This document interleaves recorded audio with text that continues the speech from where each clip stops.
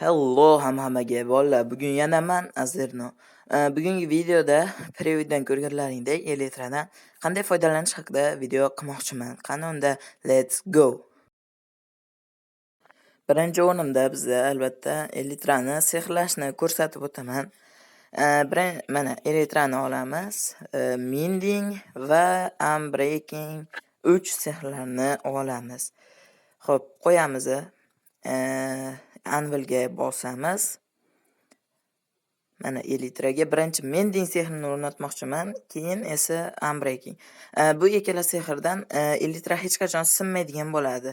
Butun mustahkamlik bo'ladi. Yaramas Slam. Yaramas yo'qol. Tepaga chiqib olmasam bo'lmaydi. Xo'p. Bu yaramas Slamlar Flat Worldda juda ko'p spam bo'ladi, bilasizlar. Xo'p, endi mana Elytrani kiyib ko'rsataman sizlarga. Mana Elytrani kiyib ko'rsatyapman. Mana qiladigan ishlaring, palakat.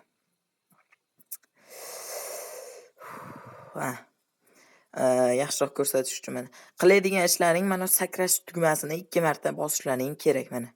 2 marta bosasizlar va uchaverasizlar mazza qilib. Hop, yana tepaga chiqamiz. Bagni ko'rdilaringmi? Xo'p, mana. Pefekul qilib qo'yay. Aslimlar jonga tegdi. Xo'p, mana shunaqa qilib 2 marta bossangiz uchasiz. Sakrab turib 2 marta bosish kerak. Kamida 10 blok masofada, ya'ni 10 blok tepalikda. Keyingi sehrimiz esa Reptile sehri. Bu nayzaga qo'yiladi. Faqatgina yomg'irda ishlaydi yoki suvda ichida bo'lganingizda.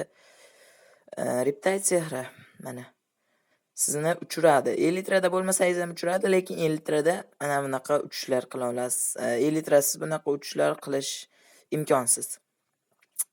Mana shunaqa qilib, mazza qilib uchaverasizlar.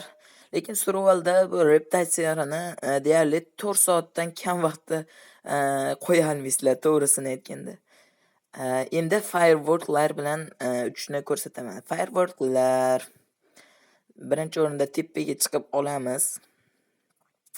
Sakrash tugmasini 2 marta bosib, ekranni ham bosamiz. Ekranni blok sindirgandaqa bosib turamiz. Sakrashni 2 marta bosamiz va ekranni blok sindirgandaqa bosib tursak bo'ldi.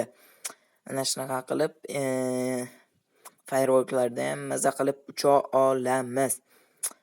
Nega men Minecraftni boshqacha bilyapsizmi? Chunki men PP tekstura o'rnatganman. Qilichda ham ko'rsangiz, bloklarda, osmonda ko'rsangiz, men PP tekstura o'rnatganman. Endi mana buni easy qilib olamiz.